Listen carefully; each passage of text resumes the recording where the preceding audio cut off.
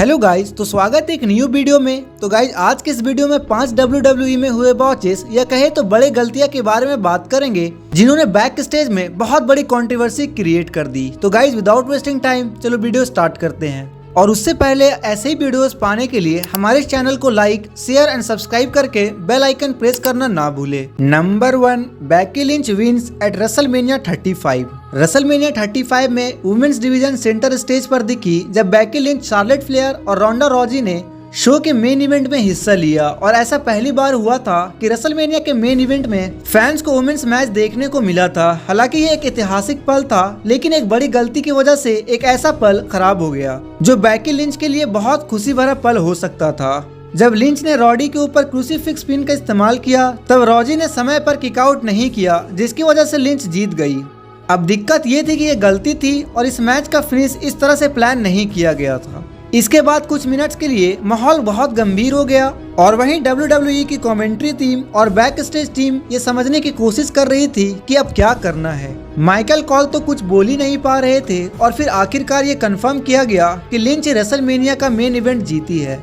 Rosy ने cut angle show पर इसके बारे में बात करते हुए कहा, मुझे नहीं लगा कि मेरा कंधा नीचे था, मैं फ्लैट होने की कोशिश कर रही थी, अपना कंधा नीचे करने की कोशिश कर रही थी। मुझे लगा मेरे कंधे की ऊपरी भाग ही ऊपर था, इसलिए मैं नीचे खिसक रही थी ताकि मेरा कंधा पूरी तरह नीचे जा सके। और मुझे नहीं पता था कि उसने काउंटिंग भी शुरू कर दी थी, तो मुझे लगता है कि जब मैं खिसक रही थी तभी मेरा कंधा ऊपर हो गया था। चलो बात करते हैं number 2, WWE negligent botch king of the ring 2001। Attitude era के सबसे इनफेमस मैचेस में से एक में कट एंगल और सैन मैकमैन का एक स्ट्रीट फाइट मैच था।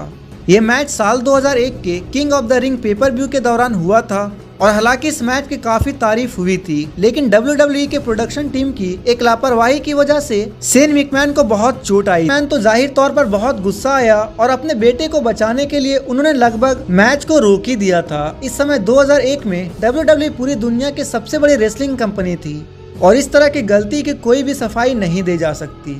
अब बात करते हैं number 3, Brock Lesnar land on his head WrestleMania 19।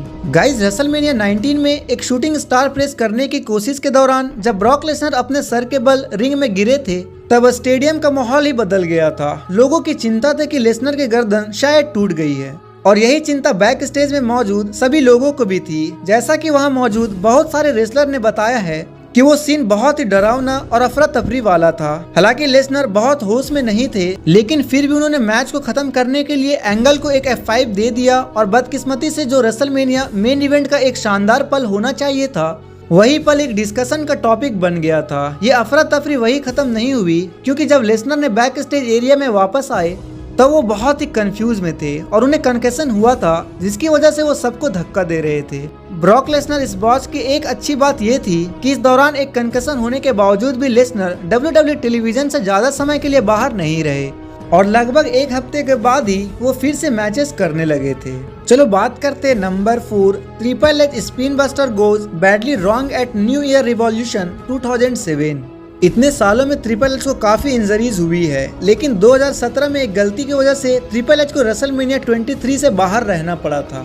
Triple H ने शॉन माइकल्स के साथ मिलकर new year revolution pay per view event में रेटेड RKO का सामना किया था और जब ट्रिपल एच रैंडी ऑर्टन के ऊपर एक स्पिन बस्टर मूव का इस्तेमाल करने जा रहे थे तब उनका लेग फिसल गया और उन्हें एक क्वाड इंजरी हो गई। फिर कुछ देर के लिए वहां खामोशी छाई गई। जाहिर है कि ये खामोशी बैक स्टेज तक भी पहुंच चुकी थी क्योंकि उस शो का सबसे बड़ा मैच अब खतरे में था और रोस्टर के सबसे बड़े रेसलर में से एक वहां रिंग में दर्द में था। साल 2001 की तरह ही ट्रिपल एच ने मैच जारी रखा और किसी तरह मैच में कोई रुकावट नहीं आने दी और जब ट्रिपल एच इतनी सीरियस इंजरी के साथ मैच लड़ रहे थे तब बैक स्टेज में अफरा तफरी मची होगी क्योंकि अब बैक स्टेज में सबको पता था कि ट्रिपल एच रेसलमेनिया 23 के मेन इवेंट में जॉन सीना के खिलाफ मैच में हिस्सा लेने वाले थे और अब वो ऐसा नहीं कर पाएंगे और उनकी आंखों के सामने ही रेसलमेनिया इवेंट का उनका प्लान खत्म होता जा रहा था।